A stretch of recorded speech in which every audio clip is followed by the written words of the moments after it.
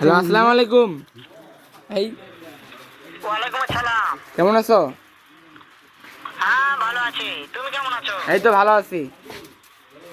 হ্যাঁ ভালো আছো না? হ্যাঁ, আচ্ছা তুমি কার সঙ্গে আছো? এই যে মোস্তফা চান্দি দাদা। ওই মাদার চোরের সঙ্গে?